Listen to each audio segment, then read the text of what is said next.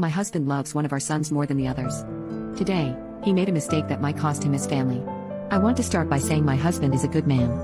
He provides a very comfortable life for me and our children. He has never been abusive or manipulative. He's never kept secrets or cheated. But he has one huge flaw. He has a favorite child. We have 3 teenage sons.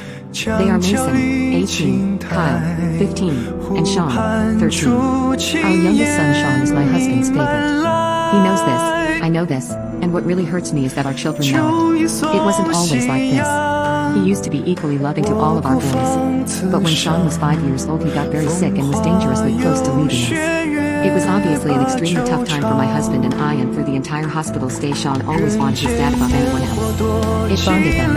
Ever since then my husband has always favored and spoiled Sean to the detriment of his relationships with Mason and Kyle. The 2 older boys noticed as they got older and were understandably hurt that their father always favored Sean. I had several conversations with my husband throughout the years about how he needs to realize he has 3 sons, not just one. He always listened and would make an effort to be more involved with Mason and Kyle, but it never lasted. He'd always go back to being super dad to Sean. This all came to a head today when Kyle's school had an award ceremony that Kyle would be presented an award at. This is of course a virtual event as COVID is still an issue and the boys are doing online distance learning. Essentially the event was just a large group video call where the kids would be recognized for their academic achievements and there was a raffle for several prizes. Kyle was excited because one of the prizes was a game system he wanted. Parents were invited to join in on their own computer to get an extra entry for raffle prizes on behalf of their children. I wasn't going to be able to make it as I had work, but I told my husband to just drop in and watch them read Kyle's name and stick around so Kyle could have just a slightly better chance at getting the prize he wanted. Again, this was a virtual event. All he had to do was go to the website and sit there for less than half an hour. School events like this, even pre-COVID, were always more my thing. My husband almost never went to these things as he was usually working, but of course there was a higher chance of him showing up for one of Sean's events. But he's working mostly from home and he wasn't even going to be on the clock at the time of this event. He said he'd do it. On the day of the event I reminded him before I left for work to make sure he showed up. I sent him the invite link again while I was at work just to be sure he had it, and he assured me he'd be there. Well, the event came and went.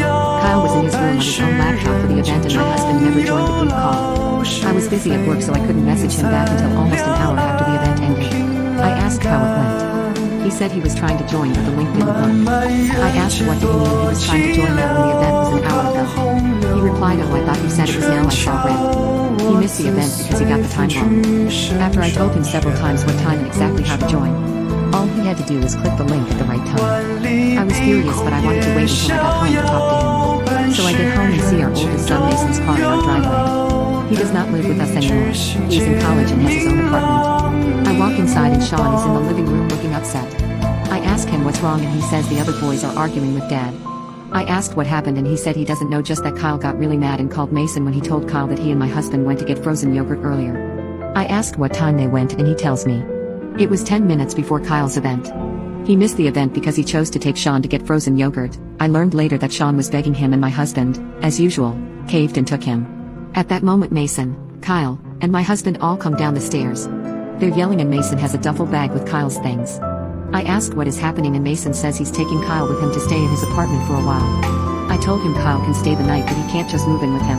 My husband said that Kyle is not leaving and he needs to talk to him privately. But Mason blew up on him. He said everyone knows Sean is his favorite and he couldn't tell Sean to wait 30 minutes before taking him to get yogurt. I told Mason I understood his anger but that we all needed to sit down and talk. Kyle joins in and says that he's tired of his dad always choosing Sean over the 2 of them and he wants to stay with Mason. My husband was apologizing and saying he doesn't choose Sean over them, he just made a mistake.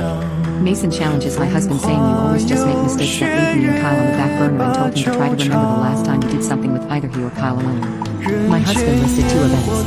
Nathan reminded him Sean tagged along for Rome. My husband said their family and of course he's allowed to go with. Kyle shouted back that my husband has taken out of town trips with just he and Sean 3 times in the last year and a half. And he was right.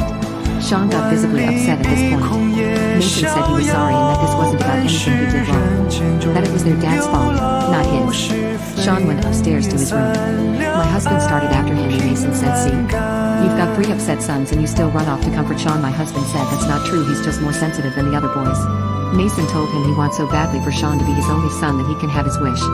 He said not to call or text him or Kyle anymore and that they don't have a dad anymore. Kyle added, you already act like we don't exist anyway. My husband's face dropped. The way he was neglecting our 2 older boys finally hit him. I was a sobbing mess. I could see the hurt in both my son's eyes. I told them to stay so we could talk and find a solution. Kyle begged me to just let him leave, saying he didn't want to be in the house anymore.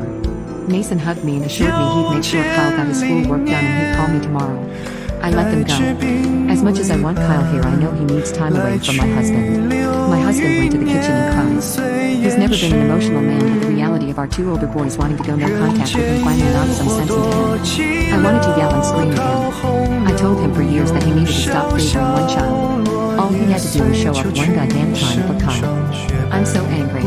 Instead, I told my husband that I love him and I know he's hurt, so I'm not going to yell at him. But I told him I love my children more and that if he didn't fix things with his boys and start treating them equally from this moment forward, I would be separated from him. He just said I don't want to lose my family. He started to get up, saying he should make sure Sean was okay. I told him I would check on Sean, and for once he needed to think of his other sons. I admit I was passive aggressive, but my blood was boiling and I was trying my best not to tear my husband down any more than my son's parting words had. I spent the next hour consoling Sean and reassuring him that his brothers don't hate him and that their issue is with my husband, not him. He said they won't text him back, and I said he needs to give them time. I'm emotionally exhausted. I don't know what to do. My husband is sleeping in the guest room tonight. We've never not slept in the same bed unless one of us is out of town for one reason or another. Is it worth separating from my husband over if he doesn't fix it? This is the only big issue we've ever had in our marriage, but he broke my children's hearts, and even if we do stay together, I don't know if I can ever forgive him for that. I feel like a failure as a mother for not being more assertive with my husband and not interfering throughout all these years. I also feel like it may be too late for him to make things right at this point. What do I do? What can I do?